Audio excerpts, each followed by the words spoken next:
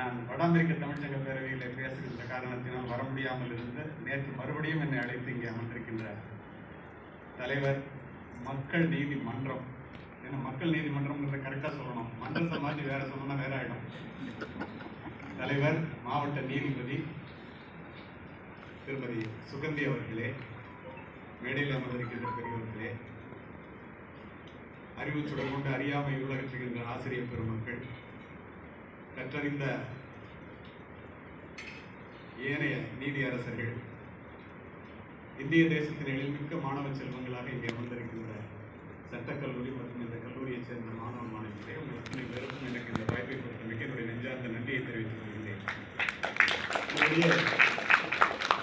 என்ன பேச வேண்டும் என்று நான் முதன்மை மாவட்ட நீதிபதி அவர்களிடம் கேட்கும்போது, சார் பாலின சமத்துவம், பாலின பாகுபாடு, பெண்கள் மேம்பாடு, வந்திருக்கிறவங்களுக்கு நல்லபடியாக வாழ்றதுக்கு ஏதாவது சொல்லிட்டு போங்க சார், கண்டிப்பாக நீங்கள் வரணும்னு கேட்டதற்கு உங்களுக்கு நான் இருக்கிறேன்.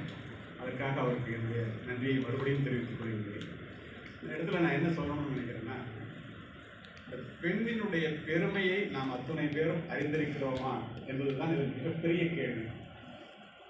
இந்த பெண்ணினுடைய பெருமை என்ன என்பதை நான் உலக நாடுகளில் சென்று உரை நிகழ்த்துவோம். ஜப்பானிய பல்கலைக்கழகத்திலே பெண்ணினுடைய பெருமையை மாணவர்கள் தெரிந்து கொள்ள வேண்டும், மாணவிகள் தெரிந்து கொள்ள வேண்டும் என்பதற்காக ஒரு உண்மை நிகழ்ச்சியை வைத்திருக்கிறேன்.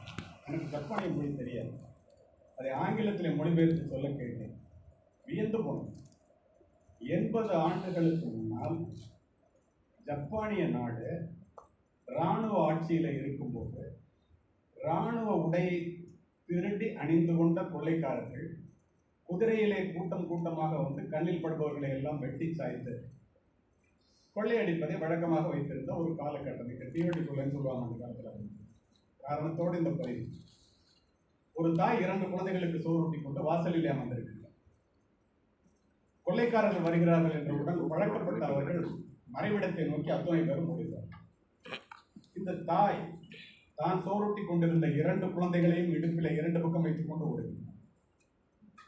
குதிரையினுடைய குளம்படி சத்தம் அருகாமையில் கேட்டவுடன் 3 பேரும் தப்பிக்க முடியாது என்பதை உணர்ந்த அந்த தாய் ஒரு நிமிடம் நின்று நிதானித்து 2 குழந்தையினுடைய முகத்தையும் பார்த்துவிட்டு ஒரு குழந்தையை இறக்கிவிட்டு ஒரு குழந்தையோடு மறைவிடத்தை சென்றடைகின்றார். மறைவிடத்திலிருந்து பார்க்கின்றால் இறக்கிவிடப்பட்ட குழந்தை தலை துண்டாக்கப்பட்டு குதிரையினுடைய குளம்படிப்பட்டு சின்ன பின்னமாவதை பார்த்து கதறுகிறாள், பதறுகிறாள். பக்கத்தில் இருந்த பெரியவர் வாயை மூடுகிறார். சத்தம் கேட்டால் அங்கே வந்துடுவான். கதையெல்லாம் முடித்தாங்க. கொள்ளைக்காரர்கள் கொள்ளையடித்து போன பிறகு அந்த தாய் ஒரு குழந்தையை இறுக்கமாக பிடித்துக் கொண்டு அந்த இறந்து போன குழந்தையிடத்தில் வந்து கதறுகிறார். அத்தனை பேரும் அந்த இடத்துக்கு வருகிறார். பெரியவர் கேட்கின்றார், தாயே, ஒரு தாய்க்கு 2 குழந்தைகளும் 2 கண்களை போல அல்லவா? எப்படி உன்னால் அடையாளத்தை உறுதி செய்து கொண்டு ஒரு குழந்தையை இறக்கிவிட்டு ஒரு குழந்தையை மட்டும் காப்பாற்ற முடிந்தது?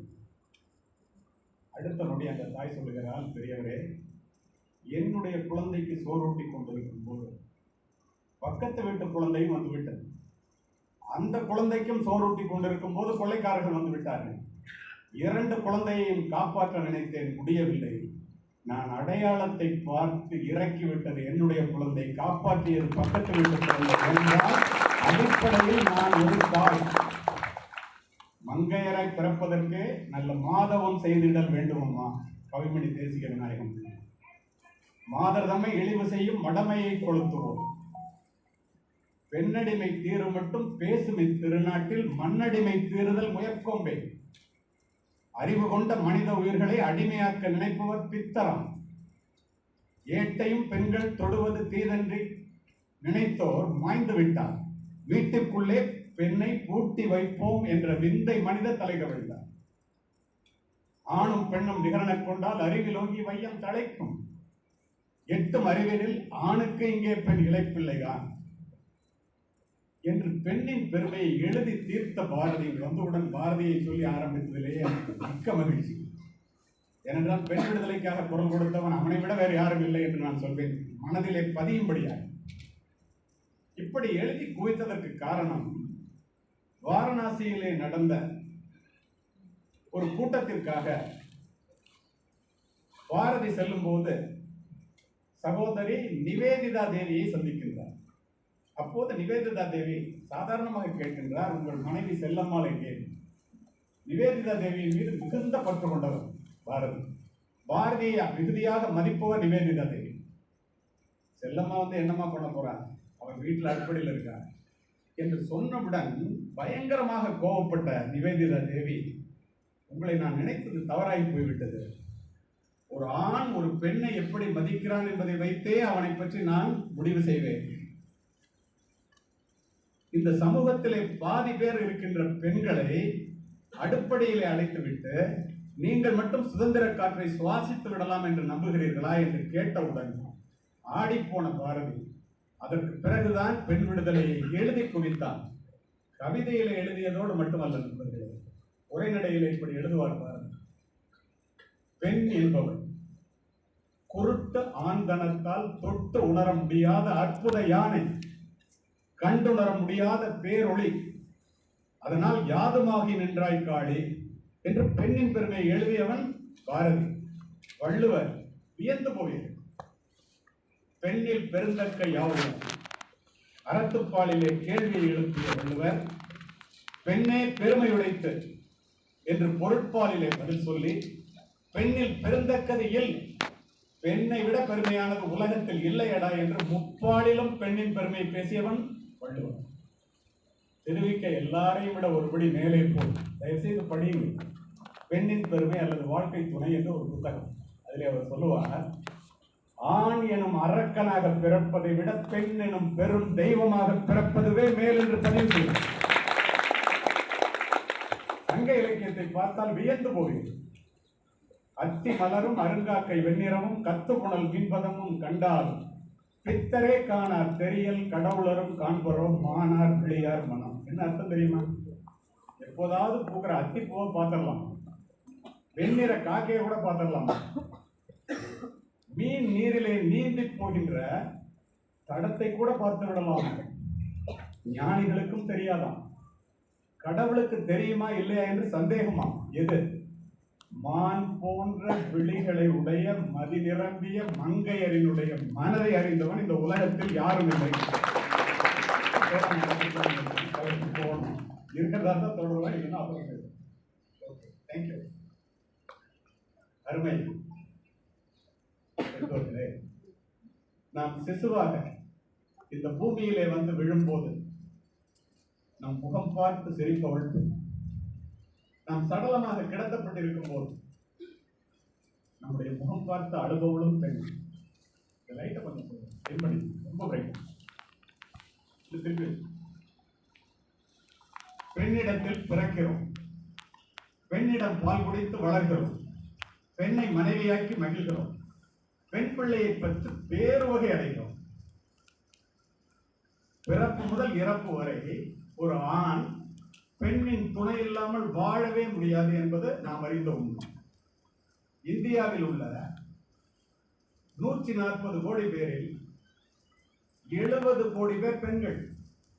மீதி உள்ள 70 கோடி ஆண்களும் அந்த பெண்கள் பெற்றுக் கொடுத்த சீதனம் தான் என்பதை இந்த ஆண் சமுதாயம் என்றைக்கு உணர்கிறதோ அன்றைக்கு பெண் பாலின சமத்துவம் வந்தே தீரும். பெண் இல்லாமல் நாம் இல்லை. இதை சொல்லி புரிய வைக்க வேண்டிய அவசியமும் இல்லை. அருமை பெரியவர்களை, நிறைய ஆண்கள் உட்கார்ந்துருக்கிறீங்க.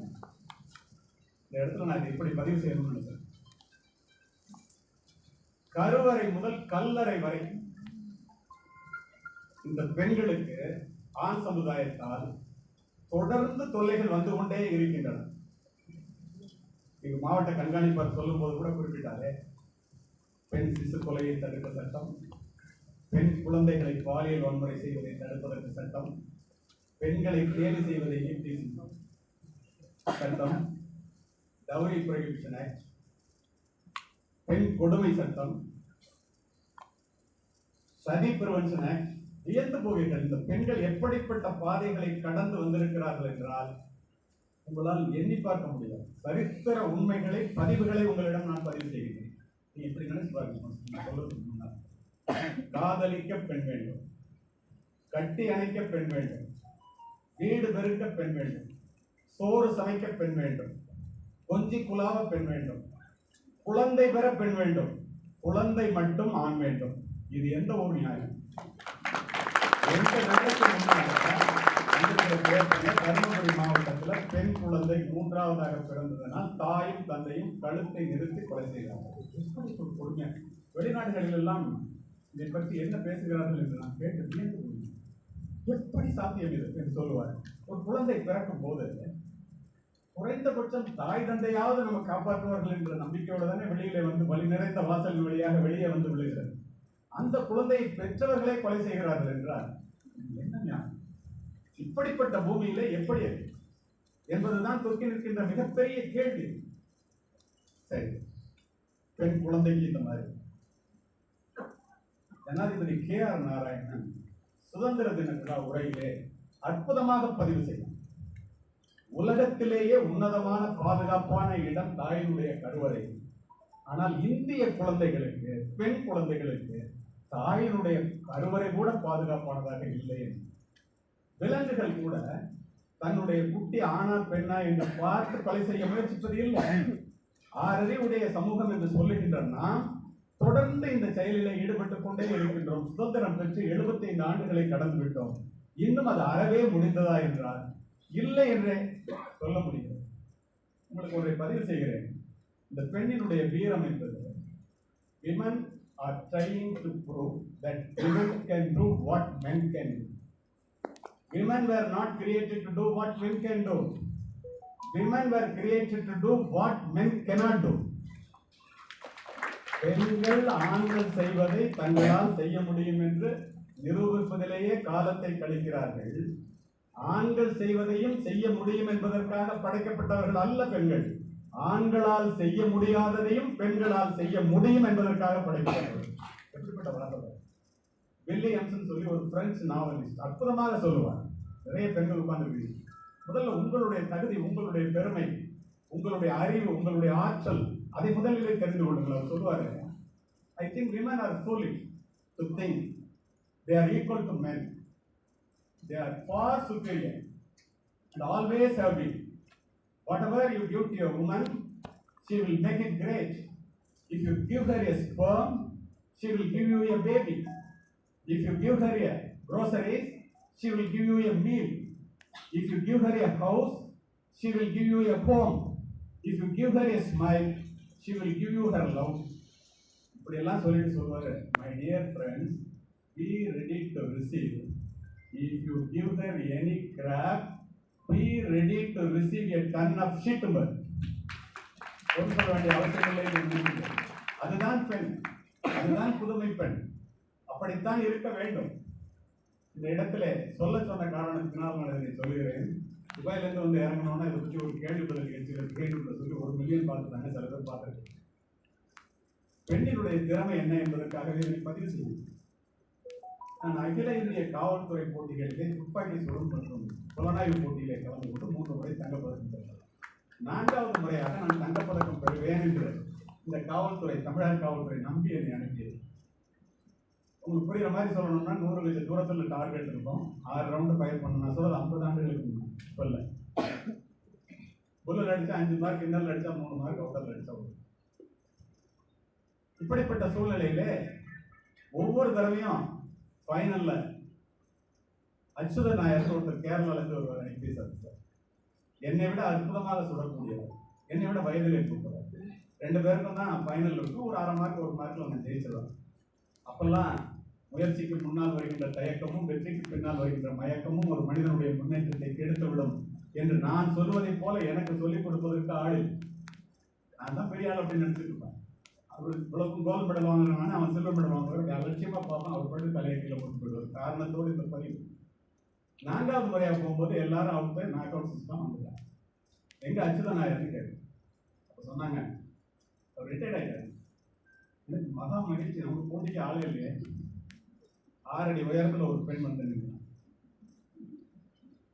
பேரு அர்ச்சனா. நான் கேரளாவிலேருந்து ஒரு ஐபிஎஸ் ஆஃபீஸர். நான் தாண்டா உன்னோட சொல்ல போகிறேன்.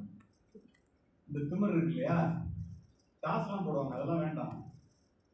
நானே முன்னாடி சொல்கிறேன், ஜட்ஜு சரிங்க. அந்த பொண்ணு அப்படி பார்த்துட்டு நீங்கள் சொல்லுங்க. நான் போய் சொல்கிறேன், 6க்கு 5 ரவுண்டு புல்லு, 1 ரவுண்டு இல்லை. திரு வால்டர் தேவரம் தான் டீம் பேர். இதான ஜெய் பண்ணார் அந்த உட்காந்து. இப்பொழுது 3 முதல் மெரினா வரைக்கும் ஒரு புத்தகம் எழுதிருக்காரு, இன்சிடென்ட் எழுதிருக்காரு. நான் வந்து உட்காந்துட்டேன். நான் தான் ஜெய் பண்ண மமதையில. அந்த பெண் வந்து என்னை விட குறைவான நேரத்திலே சுட்டாள். அதுவும் 6க்கு 5 ரவுண்டு புல்லு, 1 ரவுண்டு இல்லை. இன்னொரு அதிகாரி சொன்னாரு, just go and see the target. போய் பார்த்தா என்னுடைய துப்பாக்கி குண்டுகள் துளைத்ததை விட அந்த பெண்ணினுடைய துப்பாக்கி குண்டுகள் துளைத்தது மிகவும் நெருக்கமாக இருந்தது. எனக்கு பயம் வந்துச்சு. ஜட்ஜு கேட்டாரு, 2 பேரும் ஈக்குவல் மார்க்கு, டாஸ் போட்டலாம். உடனே எசுனாங்க, தான் டாஸ் போட்டோம்னு சொல்லிட்டு அப்பவே எனக்கு முடிவு தெரிஞ்சிருச்சு. 10 ரவுண்டு அந்த பொண்ணு அங்கே வந்து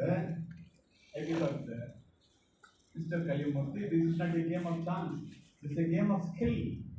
சீட்டு போய் போட்டுலாம் எடுக்க முடியாதா, திறமையினுடைய அடிப்படையில் முடிவு பண்ணது. உங்க தைரியம் என்னவா திரும்ப சொல்லுவாங்க.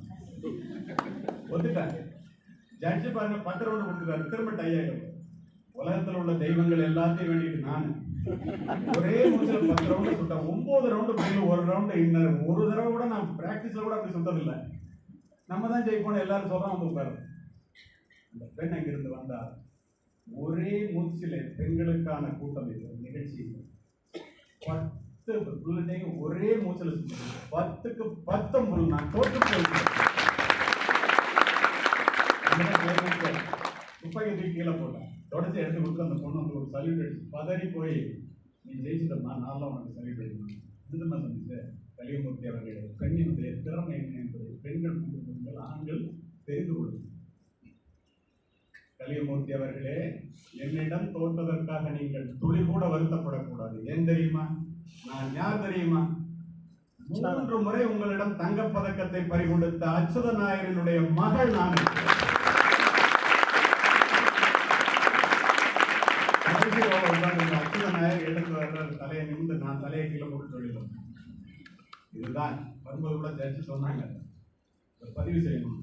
அதனால அந்த இடத்துல பதிவு அருமை. இந்த பெண்கள் சங்க இலக்கிய காலங்களிலும் புராண இதிகாச காலங்களில் இருந்து எப்படியெல்லாம் பாதிக்கப்பட்டிருக்கிறீர்கள், அதிலிருந்து மீண்டும் இந்த அரங்கத்தை பாருங்க. இல்ல 10 பேர் உட்கார்ந்து 2 பேர் என்னை கலெக்டரையும் தவிர 9 பேர். நான் என்ன சொல்ல வர்றேன், இதுதான் பெண்ணினுடைய திருமணம், இதுதான் இந்த தமிழகத்தினுடைய வளர்ச்சி, இதுதான் இந்தியாவினுடைய வளர்ச்சி. வேற என்ன வேண்டும் நினைத்து பாருங்களேன். அப்போ எப்படிப்பட்ட இடத்திலிருந்து வந்திருக்கிறார்கள் பெண் சிசு கொலையை சொன்னேன் இல்லையா?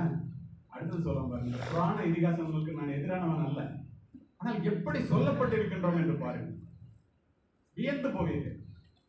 நம்மை அறியாமலே நாம் இதையெல்லாம் படித்து வளர்ந்திருக்கின்றோம். தன்னை நடு காட்டிலே தவிக்க விட்டு சென்ற நலனை தமயந்தி மன்னித்தார். அக்கினி பிரவேசம் சொன்ன ராமனை சீதை மன்னித்தார். தனக்கே தெரியாமல் தன்னை சூதிலே இழந்த தருமனை பாஞ்சாலி மன்னித்தார். தன்னுடைய வாழ்க்கையை பாழாக்கிய கோவலனை கண்ணகி மன்னித்தார். இது அத்துணையிலும் பாருங்கள் மாணவர்களே, பெரியவர்கள்.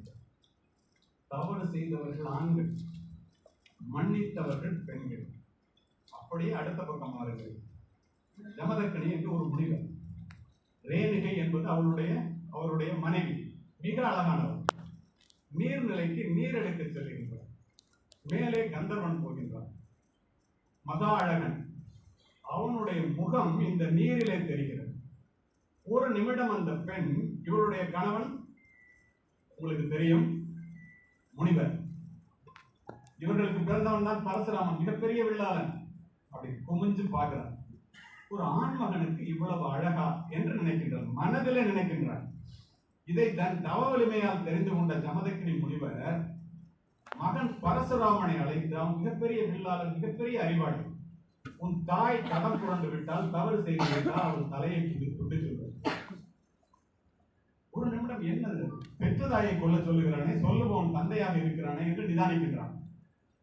தந்தை சொல் மிக்க மந்திரம் இல்லை என்று உன்னுடைய தாயே உனக்கு சொல்லிக் கொடுத்திருக்கின்றான், வெட்டி விடுங்க. எடுத்து தலையை துண்டிச்சார்.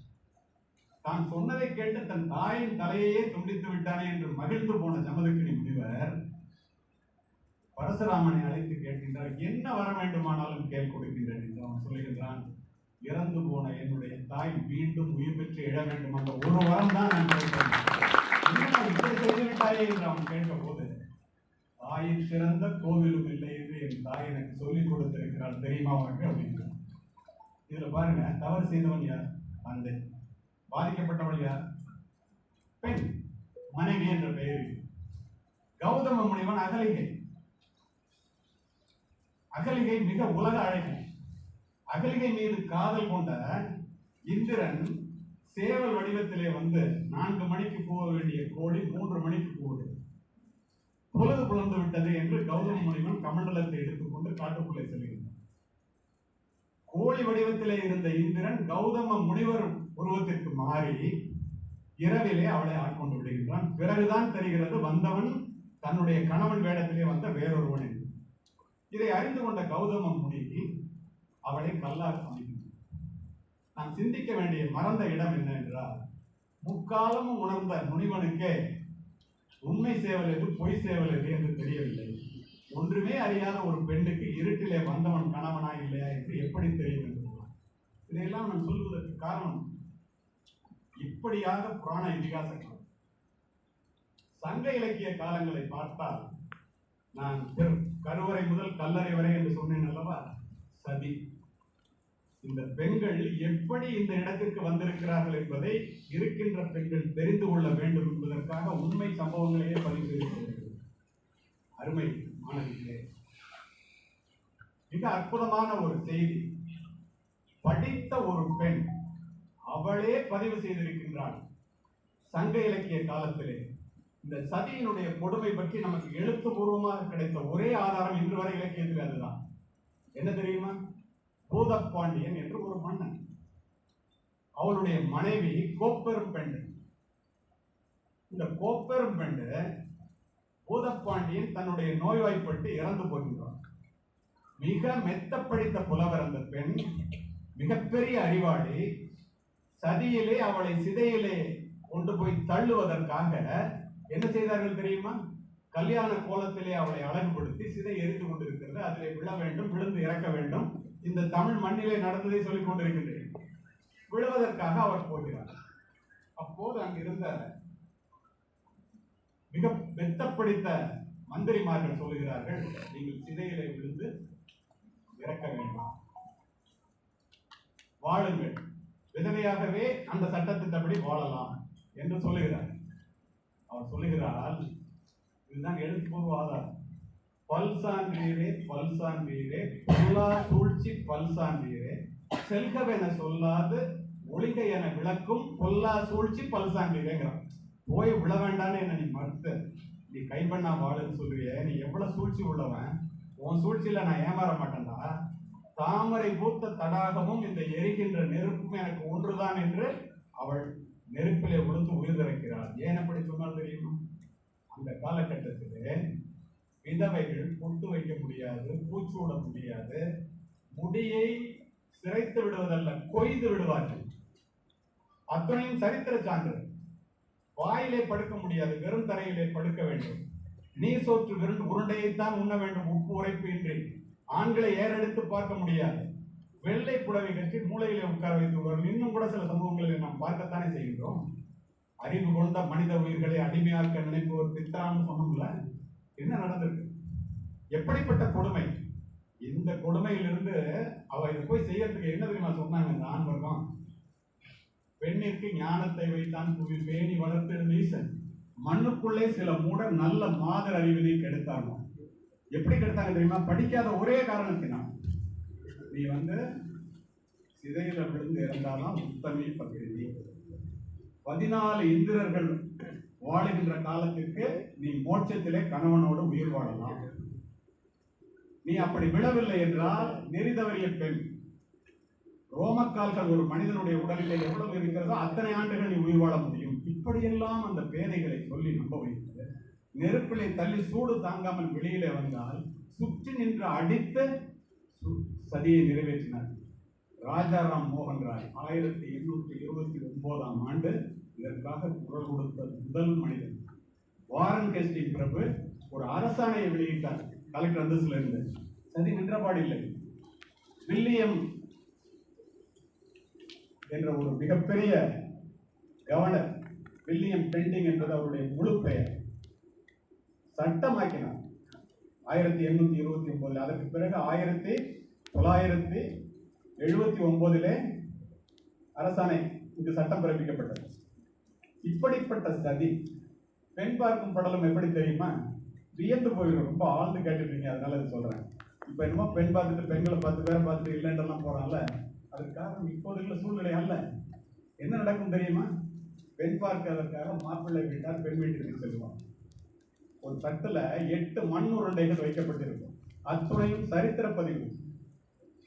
ஒன்று, நல்ல வற்றாத நீர்நிலையில் ஏரியிலிருந்து எடுக்கப்பட்ட மண்ணிலிருந்து உருட்டப்பட்ட உருண்டை. இன்னொன்று, வேள்வி சாலையிலிருந்து எடுக்கப்பட்ட மண் உருண்டை.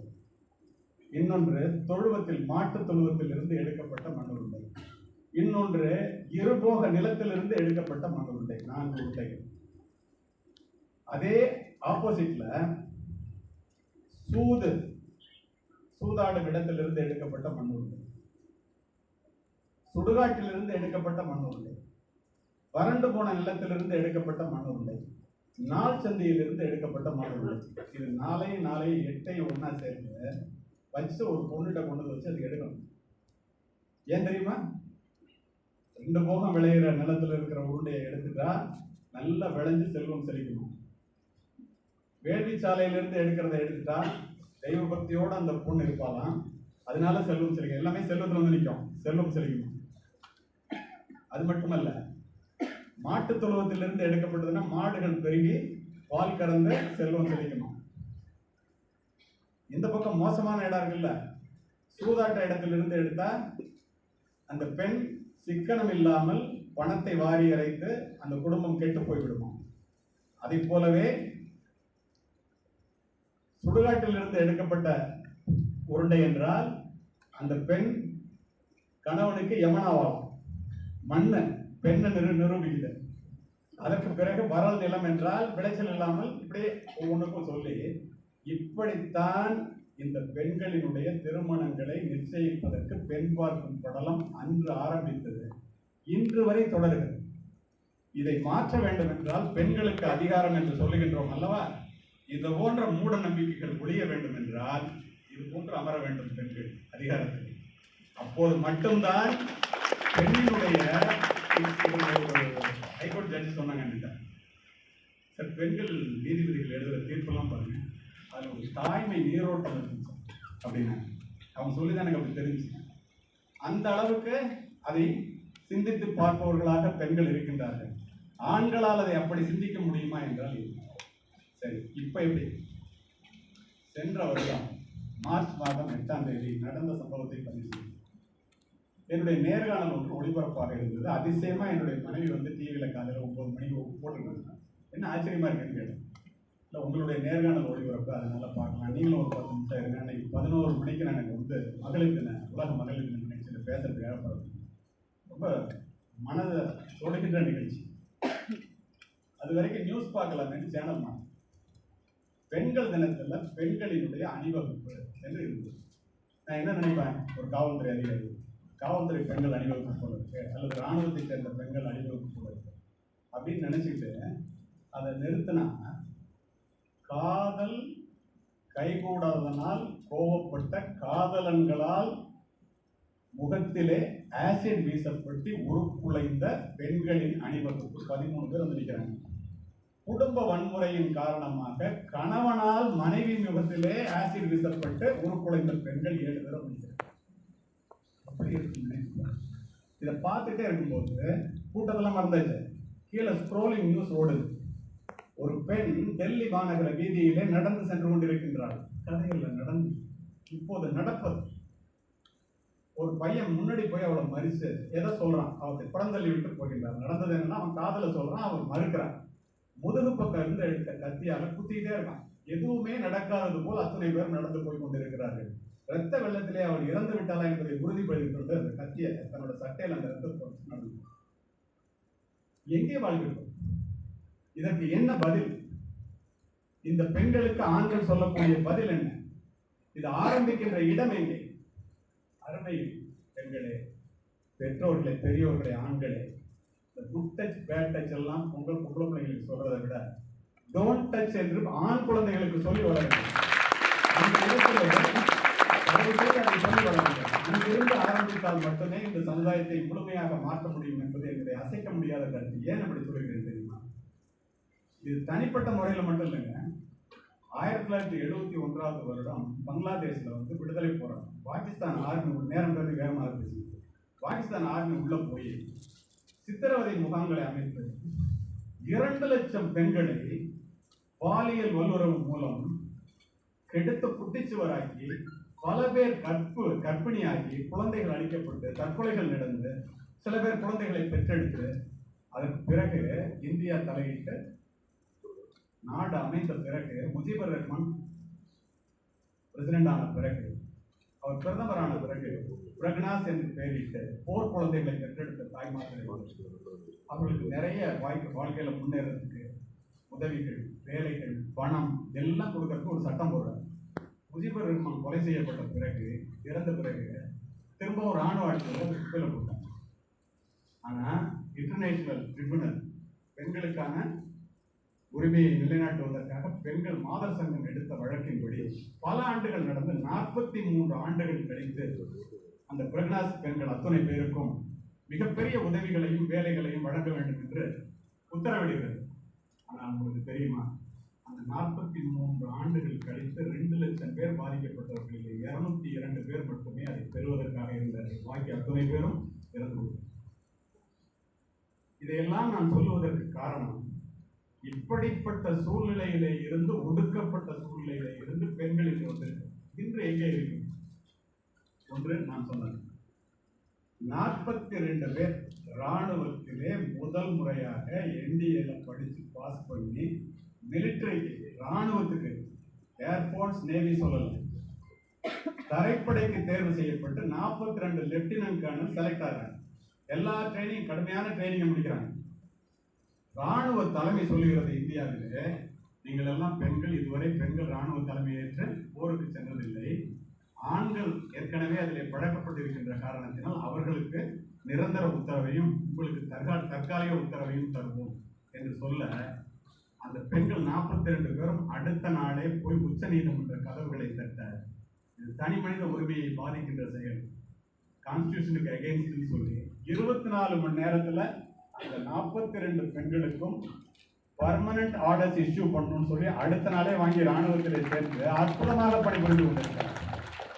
தாரா தரணி என்று ஒரு வார்ஷிப் 1917 வருஷம் மார்ச் மாதம் 9ஆம் தேதி 6 பேர் பெண்கள், ஒரு லெப்டினன்ட் கர்னல் தலைமையில், எல்லாருமே பெண்கள், 274 நாட்கள் நேவிகேஷன், கடல் மார்க்கமாக உலகத்தை சுற்ற வேண்டும் என்று ஆண்கள் கூட செய்ய முடியாத முயற்சியை எடுத்து கடல் அலை, கடல் சீற்றம், கொள்ளையர்கள், அந்த கப்பலில் ஏற்படுற பிரச்சனைகள் அத்தனையும் எதிர்கொண்டு புறப்பட்ட கோவாவிலேயே கொண்டு வந்து நிறுத்திவிட்டார்கள்.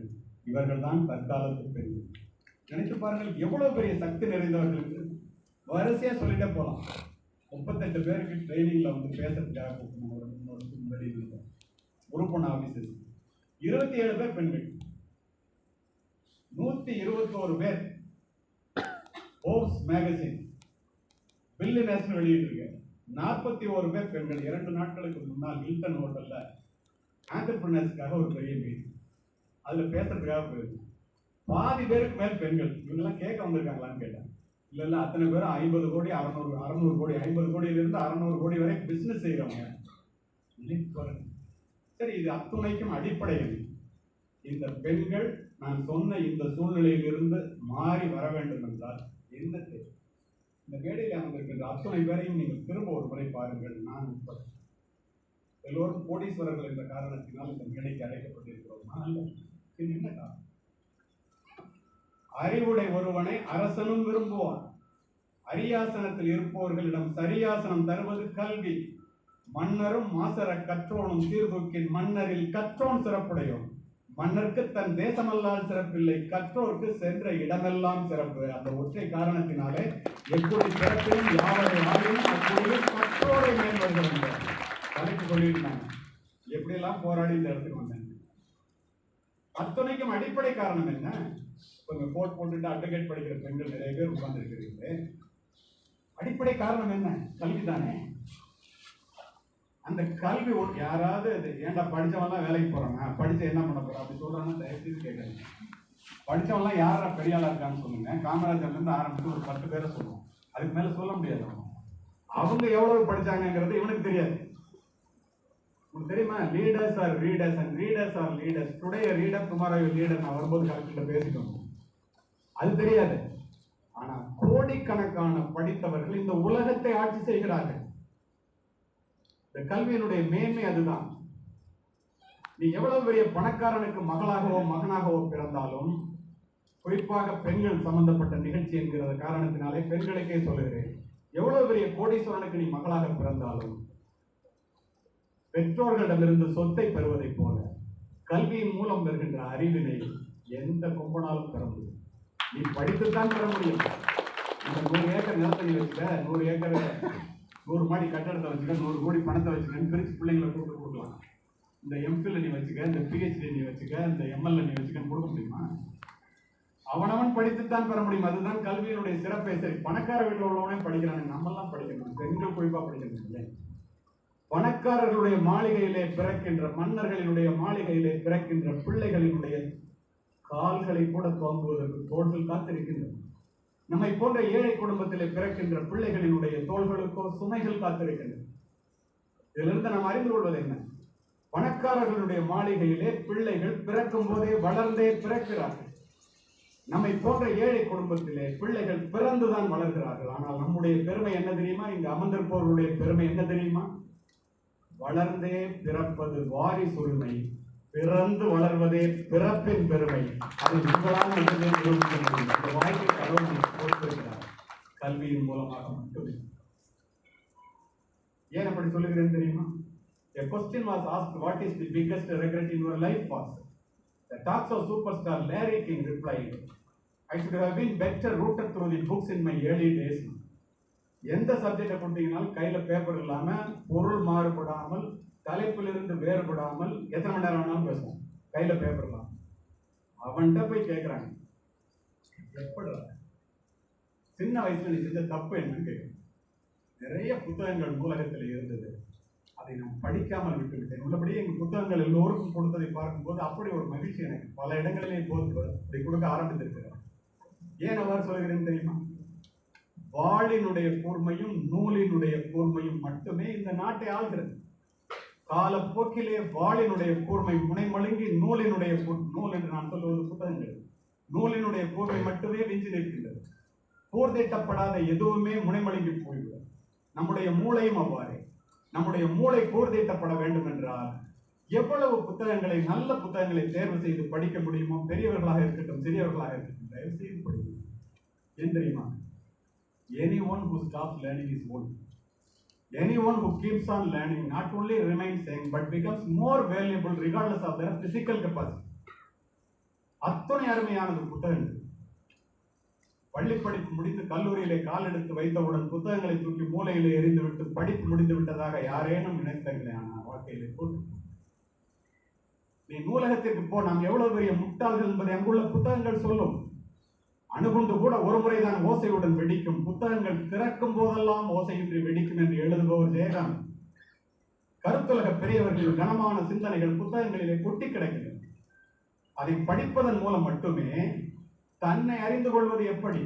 என்ன தன்னை அறிந்து கொள்வது? திருமூலர் சொல்லுவார், தன்னை அறிந்து கொள்ள தனக்கு ஒரு கேடு இல்லை, தன்னை அறியாமல் தானே கெடுகின்றான், தன்னை அறியும் அறிவை அறிந்தவன் தன்னையே அர்ச்சிக்க தாண்டி இருந்தானே. ஒரு மனுஷன் தன்னிடம் இருக்கிற சக்தியை கண்டுபிடிக்கிறதாண்டா எல்லாத்தோட பிரச்சனை.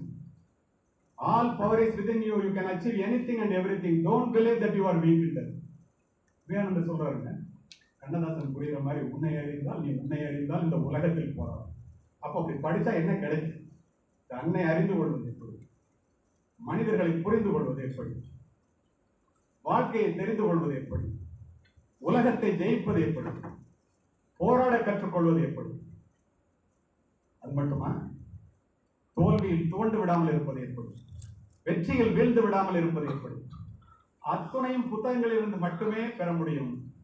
பெண்கள் சமுதாயம் அதை முழுமையாக உபயோகப்படுத்திக் கொள்ள வேண்டும்.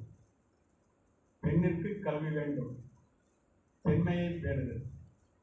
பெண்களுக்கு கல்வி வேண்டும், குடித்தனம் பேணுதற்கு. பெண்களுக்கு கல்வி வேண்டும், மக்களை பேணுதற்கு. பெண்களுக்கு கல்வி வேண்டும், உலகினை பேணுதற்கு. கல்வி இல்லாத பெண்கள் கலர் நிலம். அந்த நிலத்திலே புல் விளையலாம், நல்ல புதல்வர்கள் விளைவதில்லை. சொல்றது யாரு? பாரதிதாசன். எதற்காக அப்படி சொன்னான்? எல்லோரும் படிக்க வேண்டும் என்ற ஒற்றை சிந்தனை தானே. அத்துணை பேரும் கிடைத்திருக்கிற வாய்ப்பை இத்துணை பேர் லா காலேஜில் படிக்கிறீங்க. அதை முழுமையாக உபயோகப்படுத்திக் கொண்டோமா இல்லையா என்பது உங்களுக்கே தெரியும். இங்கு அமர்ந்திருப்பவர்கள் அத்துணை பேரும் அந்த நேரத்தை ஒழுங்காக உபயோகித்து படித்தவர்களாக தானே இருக்க முடியும். இல்லாவிட்டால் இந்த மேடை அலங்கரிக்க முடியுமா? யாரிடம் இருக்கிறது? 10 பேர் 100 பேர் சேர்ந்து ஒரு குதிரையை தண்ணீர் துறைக்கு அழைத்து செல்லலாம். லாபம் தனிய வேண்டும் என்றால் குதிரை தான் தண்ணீரை குடிக்க வேண்டும். உடைய மற்றவர்கள் உங்களுக்காக குடிக்க முடியாது. சரி, தீர்வு எல்லாம் பணம் பணம் பணத்தை நோக்கி ஓடிக்கிறது. உங்களுக்கு சொல்லாத ஒரு ஒன்றை, இந்த பெண் விடுதலையில் நிறைய பெண் உரிமையில நான் பிஹெச்டி முடிச்சிருக்கேன். இப்போதான் கவர்னர்கிட்ட வந்து பிஹெச்டி வாங்கினது. எதுக்கு சொல்றேன்னா, இந்த பெண்களினுடைய அடிப்படை பொருளாதாரத்துல தான் எப்படி சுத்தி வந்தாலும் பொருளாதாரத்துல தான். Money is the medium by which your earthly success is measured. பணத்தை வைத்துத்தான், அதை ஒழுங்கான முறையிலே நியாயமான முறையிலே சம்பாதித்த பணத்தை வைத்துத்தான் இந்த உலகத்திலே நீ வெற்றி பெற்றவனா தோல்வி அடைந்தவனா என்பதை இந்த உலகம் தீர்மானிக்கிறது என்றால் உங்களுக்கு ஆச்சரியமாக இருக்கிறது தானே. Money is plentiful. நான் எல்லாத்தையும் சொல்லிட்டு வந்துட்டு அந்த பணம் எப்படி சம்பாதிக்கணுங்கிறதையும் சொல்லியிருக்கிற இலக்கியங்கள் என்னங்கிறதையும் சொல்றேன். Money is plentiful for those who knows the simple laws which governs its acquisition. சிறிய சிறிய விதிகள் பணத்தை சேமிப்பதற்கு ஒருவன் தெரிந்து கொண்டானே என்றால் அவன்கிட்ட மட்டும்தான் பணம் சேருது. Money makes possible the enjoyment of the best the earth offers. நல்ல பிள்ளைங்க நல்லா படிக்க வைக்கணும். எல்லாம் எதை படிக்க வைக்கணும், என்ன செய்யணும், பிள்ளைங்களுக்கு என்ன பண்ணணும். Thank you very much sir for your time. அப்போ இந்த பணம் வந்து எல்லாருக்கும்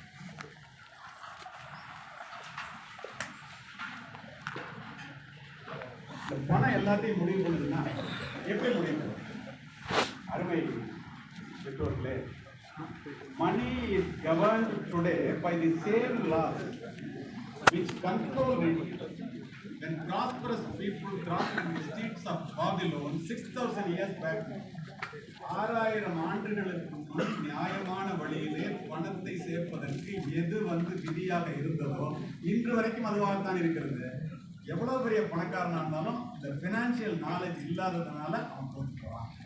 வள்ளுவர் என்ன சொல்றாரு? ஆச்சரியமா, அருள் இல்லாருக்கு அவ்வுலகம் இல்லை, பொருள் இல்லாருக்கு இவ்வுலகம் இல்லாகியாங்கன்னு வள்ளுவர் சொன்னது எல்லாருக்கும் தெரியும். அதை விட வள்ளுவர் என்ன சொல்றாரு? இல்லாரை எல்லோரும் எள்ளுவர், செல்வரை எல்லோரும் செய்வர் சிறப்பு. பணம் இல்லைன்னா எள்ளி நகையாடுவாங்க. ஏழைகளுடைய காலை நேரம் கொடுமையானது. ஆனா பணம் இருந்துச்சு அப்படின்னா அவன் எல்லாரும் பெருமையா நினைப்பான். அதோட அவர் நிறுத்தலைங்க. செய்க பொருளை செருணர் செருக்கு அறுக்கும் ஏற்கு அதனினும் கூறியது இல்லை. பணத்தை நீ பண்ண, உன்னுடைய எதிரிகளுடைய திமிரை அறுப்பதற்கு அதை விட பொறுமையான ஆயுதம் இல்லை. யார் சொல்றா? வள்ளுவர் சொல்றாரு. நான் சொல்ற பணம் ஒரு சில பேர் இப்போது தவறான மொழியிலே சேர்த்து முறையிலே சேர்த்து வைத்திருக்கின்ற பணம் அல்ல. எந்த பணம் தெரியுமா? சிறப்புடை மரபின் பொருளும் இன்பமும் அறத்து வெளிப்படும் நியாயமான முறையில சம்பாதிக்கிற பணம் தாண்டா உனக்கு அமைதியையும் மகிழ்ச்சியையும் கொடுக்கும். இந்தியா அமைதியையும் மகிழ்ச்சியையும் இழந்த கோடீஸ்வரர்களால் நிரம்பிக் கொண்டிருக்கிறது. நான் சொல்ல, ராபின் சர்மா சொல்றேன். அது மட்டுமல்ல நண்பர்கள், இந்த அமைதி மகிழ்ச்சி இழந்த கோடீஸ்வரர்கள் ஏன் அரண் ஈனும் இன்பமும் ஈனும் திறனறிந்து தீதின்றி வந்த பொருள். தவறான வழியில வராத பணம் தாண்டா உனக்கு அமைதியும் மகிழ்ச்சியும் கொடுக்கணும். ஆப்ரஹாம் லிங்கன் தன்னுடைய மகள் படித்த கல்லூரிக்கு தலைமை ஆசிரியருக்கு ஒரு கடிதம் எழுதினார். இன்னும் 10 நிமிடத்தில் இருக்கு. அந்த கல்லூரியில அவன் எழுதிய கடிதம் உலக புகழ் பெற்றது. ஒரு வரியை மட்டும் சொல்றேன். உழைப்பின் மூலமாக வருகின்ற $1 உழைப்பு இல்லாமல் வருகின்ற $100 விட உயர்ந்தது என்பதை என்னுடைய பிள்ளைக்கும் மற்ற பிள்ளைகளுக்கும் சொல்லித்தான். ஈன்றாள் பசி காண்பாள் ஆயினும் செய்யற்க சான்றோர் பழிக்கும் வினை. பெற்ற தாய் பசியோட இருந்தா கூட தப்பான வேலைக்கு போவாது. ஏன்? பணம் வேணும், அதை சேமிக்கணும். பணம் இல்லைன்னா ஒண்ணுமே இல்லை. ஆனா அந்த பணம் நியாயமான வழியில வரும். பாரதிதாசன் சொல்லுவாரு, இயற்கை அன்னை படைத்ததெல்லாம் எல்லோருக்கும் சொந்தமடா, உனது எனது என்பதெல்லாம் இடையில் மாறும் பந்தமடா, உனக்கு முன்னே இருந்த நிலம் ஊருக்காக கொடுத்த நிலம் உனக்கு பின்னும் இருக்குமடா, உரிமை என்றால் சிரிக்குமடா. நம்ம சொல்லுவோமா, தவறான வழியில பணம் சம்பாதிக்கிறோமா இல்லைல்ல. இது என்னுடைய பெரிய 1000 கோடி இதுல இருக்கு, 100 மாடி கட்டடம், அப்படியே வரிசையா சொல்லிட்டே வருவாங்க. இது என்னோட நிலம் 100 ஏக்கர்னு. அந்த நிலம் உனக்கு பார்த்து சிரிக்குமா? என்ன சிரிக்குமா? உனக்கு முன்னாடியே 1000 வருஷமா நான் இருக்கேன்டா, உனக்கு அப்புறமும் 1000 வருஷம் நான் இருப்பேன். நீ வந்து ஏன் நிலம்னு சொல்ற, உண்மையிலே நீ தாண்டா எனக்கு உரியவன் அப்படின்னு நிலம் பார்த்து அதை சிரிக்கும். அப்போ பணம் வேணும், அது நியாயமான வழியில வரணும். நீ ஆகார அளவிட்டதாயினும் கேடில்லை, போகாறு அகலா கிடையாது. ஃபினான்ஷியல் நாலேஜ் இந்த யங்கர் ஜெனரேஷனுக்கு யாரும் சொல்றது இல்லை. அதனாலவே மிகவும் கஷ்டப்படுறீங்க. என்ன குரல் அர்த்தம் என்ன? வர்ற வழி பணம் எவ்வளவு சின்னதா இருந்தாலும் பரவாயில்ல, போற வழி அதை விட சின்னதா இருந்தா அவன் பணக்காரன் ஆகிறத யாராலையும் தடுக்க முடியாது. வாரன் பவுல் மாதிரி வச்சுக்கணும். அளவறிந்து வாழாதான் வாழ்க்கை உல போல இல்லாகி தானும் விடும். பெண்களுக்கு பொருளாதார சுதந்திரம் வேண்டும் என்றால் பெண்கள் தான் இதை செய்ய முடியும். அளவறிந்து வாழாதான் வாழ்க்கை உல போல இல்லாகி தானும் விடுமா. உதாரணம் விஜய் மல்லையா. யோசித்து பாருங்க நான் சொல்றதெல்லாம் எப்படி. இப்போ இது ரெண்டையும் சொல்லிட்டு இவ்வளவு பணத்திற்காக உள்ள நிலை. கண்ணதாசன் சொல்லுவார், இந்த பணத்தை நம்ம எந்த இடத்துல நிறுத்தணும்ட்டு அர்த்தமுள்ள சொல்லியிருப்பார். 6 ரூபாய் சம்பளத்துக்கு வேலை பார்த்தேன், 100 ரூபாய் சம்பளம் வேணும்னு மனசு சொல்லுச்சு. நான் பாட்டு எழுத போனேன், போட பார்த்துட்டு 1000 ரூபா கொடுத்தான். லட்சாதிபதி ஆகி தான் காரைக்குடிக்கு போகணும்னு நினைச்சேன். திடீர்னு கோடி ரூபா கொடுக்க ஆரம்பிச்சான் பாட்டுக்கு, லட்ச ரூபா கொடுக்க ஆரம்பிச்சான். நான் கோடீஸ்வரன் ஆகி தான் போகணும்னு நினைச்சேன். கோடிகள் குவிந்த பின்னும் என் மனம் ஆறுதல் அடைகிறதா என்றால் இல்லை, நோட்டடிக்கிற உரிமையையே கேட்கிறது. ஏன் அப்படி சொன்னார்னா, செல்வம் என்பது சிந்தையின் நிறைவு போதும். இறுதியாக உடல்நலத்தை பற்றி பேசுகிறது. அருமை நண்பர்களே, வாழ்வினுடைய பெண்களுக்கு, குறிப்பாக பெண்களுக்கு, நான் ஒரு மருத்துவமனைக்கு சொந்தக்காரன், வீட்டில் உள்ளவர்கள் அத்தனை பேர் மருத்துவர்கள். அதனால் உடல்நலத்தை பற்றி இளைய தலைமுறைக்கு பெரியவர்களுக்கு சொல்ல வேண்டும் என்று நினைக்கிறேன். வாழ்வினுடைய முதலாவது இன்பம், முதன்மையான செல்வம் உடல்நலம். இன்பத்தினுடைய உயிர் கோட்பாடு உடல்நலம், உடல்நலத்தினுடைய உயிர் கோட்பாடு உடல். ஒரு மனிதன் உடலை மட்டும் வளர்த்துக் கொண்டு அறிவை வளர்த்துக் கொள்ளாமலோ, அறிவை மட்டும் வளர்த்துக் கொண்டு மனதை வளர்த்துக் கொள்ளாமலோ இருந்தால் அது ஒரு நிறைவேறாத வெற்றியாகத்தான் இருக்கும். ஏன் இப்படி?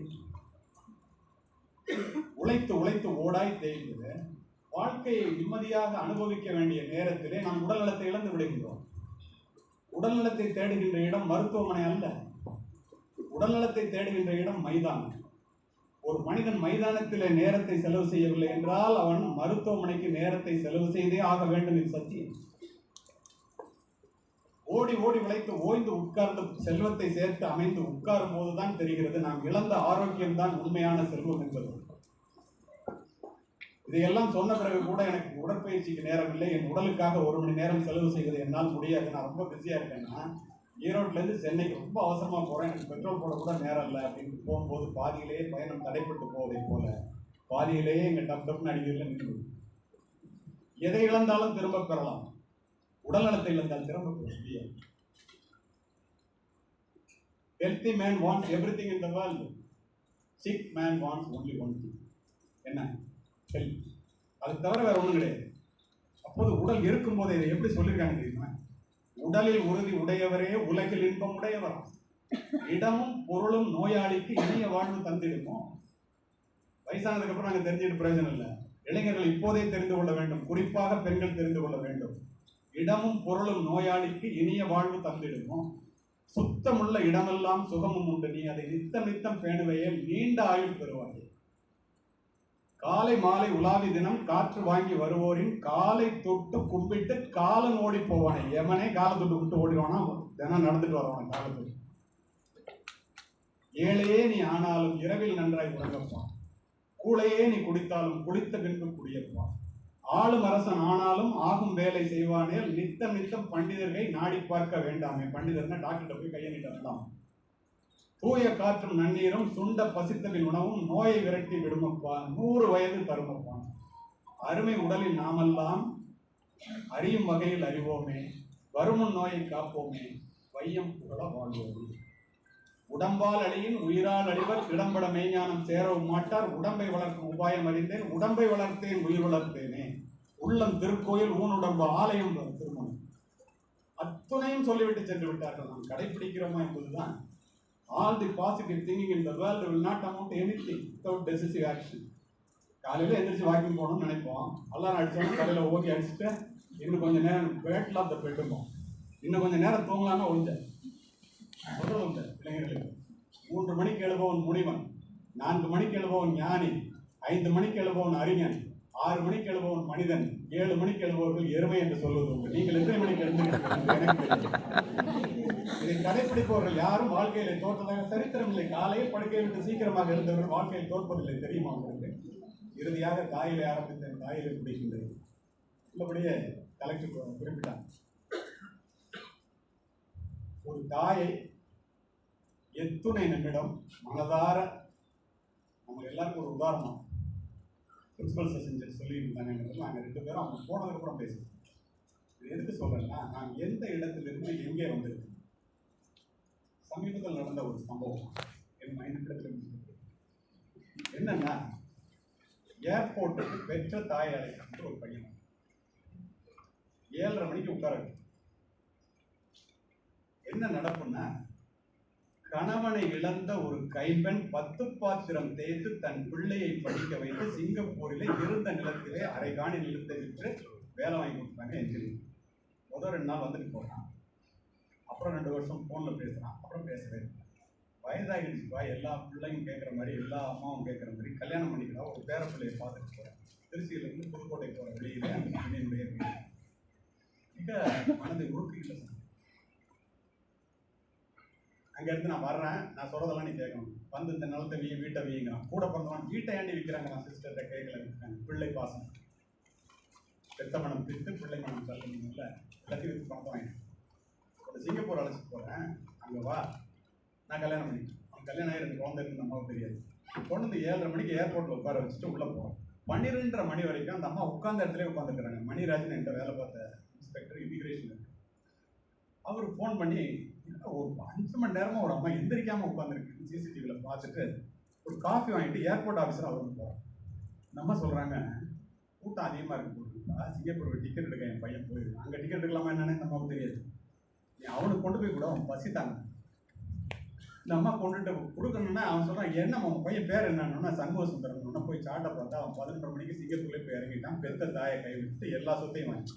பெற்ற தாய் நீதியரசர், மாபெரும் மனிதர், எனக்கு நண்பர், ரிட்டையர்ட் ஆகிட்டாரு, திரு நாகமுத்து. அவர் சொன்னதை அப்படியே பதிவு செய்கின்றார். 22 வயசு ஒரு பொண்ணு ஹேபியஸ் கார்பஸ் ஃபைல் பண்ணுறாங்க. கோர்ட்டில் வந்து அந்த பொண்ணை ப்ரொடியூஸ் பண்ணி போலீஸ்க்கு ஆர்டர்ஸ் போடுறாரு. அடுத்த நாளே ஒருத்தன் இந்த காலத்துக்கு ஒருத்தன் சம்மந்தமே இல்லாமல் அந்த பொண்ணு படித்த அளவுக்கெல்லாம் படித்தவனா கூட அவனை பார்த்தா தெரியல, பொண்ணு விட்டு வழியில் நிற்கிறான். பெற்ற தாய் கண்ணீரும் கம்பளையுமாக தன் பெண்ணை பார்ப்பதற்காக நிற்கின்றார். அம்மாட்ட போய் பேச முடிகிறது. நீதிமன்றம் நிறைந்திருக்கிறது. அத்தனை அட்வொகேட்ஸ் இருக்காங்க. எனக்கு 22 வயசு ஆகிடுச்சு, நான் கல்யாணம் ஆகிடுச்சு. நான் எதுக்கு அம்மாட்ட பேசணும்? நான் பேசினேன். அந்த அம்மாவும் அவருடைய கணவரும் செங்கல் சூளையில் வேலை செஞ்சு, செங்கல் சூளையில் வேலை செய்யும் போது அந்த அப்பா கீழே விழுந்து இடுப்பு எலும்பு முறிஞ்சு இயேசுநாதரை சிலுவையில் அரைஞ்ச மாதிரி ஒரு ஏனிய செவுத்தில் சாத்தி வச்ச மாதிரி அவர் சாத்தி வச்சிருக்காங்க. அப்போ தான் அந்த இடத்துல அவங்க அப்பா நிற்கிறாருன்னே தெரியும். அந்த அம்மா தலையில் அடிச்சுட்டு அழுதுட்டு பேச மாட்டேன்னு இந்த பொண்ணு சொன்னோன்னு அப்பாட்ட போய் பேசு. ஒத்த பொண்ணு உனக்காக இடுப்பெலும்பு முடிஞ்சு போச்சு, பேசு அப்படின்னு. திரும்பியே பார்க்கல. எவ்வளோ சொல்லி பார்த்தா கேட்கல, போ அப்படின்ட்டு. அந்த பொண்ணு சொல்லுது ஜட்ஜுக்கு சட்டம், எனக்கு 21 வயசு முடிஞ்சு போச்சு, நீங்கள்லாம் என்ன ஒன்றும் பண்ண முடியாது, போன்னு சொல்லிட்டு சாப்பிட்டீங்களான்னு கேட்டார்.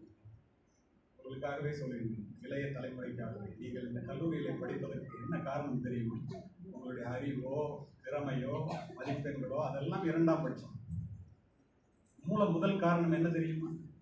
வெயிலிலும் மழையிலும் பனியிலும் குளிரிலும் அலுவலகத்திலும் வீட்டிலும் வயலிலும் வரப்பிலும் விழுத்து புரண்டு பட்ட காயங்களையும் தழும்புகளையும் தாங்கிக் கொண்டு தனக்கு கிடைக்காத கல்வி தன் பெண்ணிற்கு கிடைக்க வேண்டும், தான் அடையாத உயரத்தை தன் பிள்ளை அடைய வேண்டும், தன் பெண் அடைய வேண்டும், தான் வாழாத வாழ்க்கையை வாழ்ந்து பார்க்க வேண்டும் என்ற ஒற்றை காரணத்தினால் முதுகலும் பொடிய பாடுபடுகின்ற தந்தையையும் முழு வயிறு காணாமல் உன்னை வளர்க்கின்ற தாயையும் நீ பெற்றிருக்கின்ற காரணத்தினால் இன்று இந்த அரங்கத்திலே வந்து என் போன்றவர்களுடைய பேச்சை நீ கேட்டுக் கொண்டிருக்கிறாய். ஒருபோதும் மறந்துவிடாதே. இப்போ இந்த இடத்துக்கு வருவோம். இந்த பெண் போயிடுச்சு, சாப்பிட்டீங்களான்னு கேட்கு. 3 நாள் ஆச்சு காமிக்க பேச முடியல. நம்ம எப்படிமா ஊருக்கு போவீங்கன்னு ஜட்ஜி கேட்குறேன். பிச்சை எடுப்போம் சார். இந்த மாதிரி ஒரு பெண்ணை பித்ததுக்கு மாட்டுத்தாவணி பஸ் ஸ்டாண்ட்ல போய் பிச்சை எடுப்போம் சார். பைக்குள்ள இருந்து 2 500 நோட்டு அதை எடுத்து கொடுத்து அந்த அம்மாவை சாப்பிட்டுட்டாங்கன்னு சொல்லி மிக தெரிஞ்சிருக்கும் உள்ள ஜட்ஜஸ். மிக நேர்மையான மனிதன் கொடுக்குறாரு. வக்கீல் எத்தனை பேர் பைக்குள்ள இருக்கிற பணத்தெல்லாம் எடுக்கிறாங்க. 42,500 ரூபாய் சேர்த்து அந்த அம்மா வாங்கவே மாட்டேங்குது. படாத பாடுபட்டு அதை கொடுத்து கொண்டு போய் ஏற்றி அனுப்பிச்சு. 2 சம்பவம் உங்களுக்கு சொன்னேன். உட்கார்ந்து இருக்கிற தாய் 6 பெண்களை வளர்த்து ஆளாக்கி இந்த பெண்கள் தினத்துல அவங்களை நீங்க அழைச்சிட்டு வந்ததுக்கு உங்களுக்கு கையெழுத்து பண்ணணும். ஏன்னா 6 பெண்களையும் மிகப்பெரிய உயரத்துல உண்டாக்கி தாயிலிருந்து தான் தலைமுறை தொடங்கும். ஒவ்வொரு தாயும் ஒரு வரலாறு. தலைமுறை மாற்றத்தை உருவாக்கக்கூடிய தகுதி படைத்தவள் இந்த வாழ்க்கையிலே, இந்த உலகத்திலே தாய் மட்டுமே. மாதா வயிறறிய வாழா ஒரு நாளும் என்கிறார் வாரியார். மாதாவை ஒரு நாள் மறக்க வேண்டாம் என்கிறது உலக நீதி. அன்னையும் பிதாவும் முன்னறி தெய்வம் என்கிறது கொன்றை வேந்தன். யார் இல்லை என்றால் இந்த உலகத்தில் நீ பிரவேசித்திருக்கவே முடியாது. யாரை இழந்து விட்டால் நீ திரும்ப பெற முடியாது. அவளுடைய பெயர் தானடா தாய். சொல்லுவது யார்? விவேகானந்தர். 10 மாதம் உன்னை சுமந்து புரண்டு படுத்தால் கூட உனக்கு வலிக்குமே என்று பலவீனத்திலும் பலவீனமாக நீ பிறப்பதற்கு முன்பே உனக்காக இறைவனிடத்திலே வேண்டிய ஒரே ஒரு உன்னதமான ஜீவன் இந்த உலகத்தில் உண்டென்றால் அது உன்னை பெற்ற தாயை தவிர யாரும் இல்லை. அதனால்தான் நபிகள் நாயகம் சொன்னார், என் தாயினுடைய காலடியிலே தான் சொர்க்கம் இருக்கிறது. இதையெல்லாம் எப்போது நீங்கள் தெரிந்து கொள்வது? எங்கே போய் கொண்டிருக்கிறது இந்த சமுதாயம்? அதுதானே கேள்விக்குறியாக இருக்கிறது. தாயை போற்றி வீழ்ந்தவனும் இல்லை, தாயை தூற்றி வாழ்ந்தவனும் இல்லை. சிந்தித்து பாருங்கள், உண்மையா இல்லையா? கண்ணை விளக்காக்கி கையை தொட்டிலாக்கி இரத்தத்தை பாலாக்கி வளர்ப்பவள் தாய். உண்டாக்கி பாலூட்டி வளர்த்த தாயை உண்மையவள் என்று உணர்கிறோ, உணர்ச்சி கட்டீர் என்பான் பாரதி. அது மட்டுமா? ஓலை குடிசையிலே ஒழுகும் கண்ணீரை குழந்தை மேல் படாமல் காப்பதற்காக தன்னுடைய உடலை கூடரமாக்குகிறார் தாய். நாம் அணைந்திருப்போம் மழை நீரால் அல்ல, தாயினுடைய கண்ணீரா. அருமை மாணவ செல்வங்களே,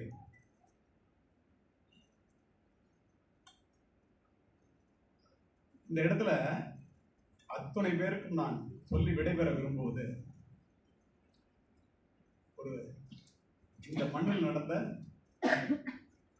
பட்டினத்தார் 2 திங்களாய் அங்கமெல்லாம் நொந்து பெற்று பைகள் என்ற போதே பரிந்தெடுத்து செய்ய இரு கைப்புறத்தில் ஏந்தி கனகமுளை தந்தாலை எப்பிறப்பில் காண்பேன். முந்தி தவம் கிடந்து 300 நாள் அளவும் அந்தி பகலாய் சிவனை ஆதரித்து தொந்தி சரிய சுமந்து என்னை பெற்ற தாயார் தனக்கோ எரிய தளல் குற்றுவேன். கட்டிலும் பட்டிலும் தோல் மேலும் மார்மேலும் வைத்தென்னை காதலித்த தாய்க்கோ தலை மீது கொள்ளி வைப்பேன். முன்னை இட்டத்தி முப்புறத்திலே, பின்னை இட்டத்தி தென்னிலங்கையில், அன்னை இட்டத்தி அடி வயிற்றிலே என்று கதறி கதறி தன்னுடைய தாயிற்காக அவர் கதறிய பாடலை நீங்கள் தெரிந்து கொண்டால் யாரும் தாயை புறந்தள்ள மாட்டீர்கள். பெண்களை எளிதாக நினைத்து விட மாட்டீர்கள். பெண்ணின் பெருமை மட்டுமே இந்த தமிழ்நாட்டையும் இந்த இந்தியாவையும் வாழ வைக்கிறது. நீங்கள் சமுதாய வீதியிலே கைவீசி நடக்கும்போது நீங்கள் மட்டும் தனியாக நடப்பதாக ஒருபோதும் நினைத்து விடாதீர்கள். 5000 ஆண்டுகள் மரபார்ந்த இந்திய தேசத்தினுடைய பெருமை, பல்லாயிரம் ஆண்டுகள் பழமை வாய்ந்த தமிழ் மண்ணின் பெருமை, கலாச்சாரம், பண்பாடு, உங்கள் மூதாதையர்களுடைய தியாகம், பெற்றோர்களினுடைய உழைப்பும், ஆசிரியர்களுடைய அறிவுரையும், உங்களுடைய ஒழுக்கமும் உங்களுடன் கூடவே வருகிறது என்பதை ஒருபோதும் மறந்து விடாதீர்கள்.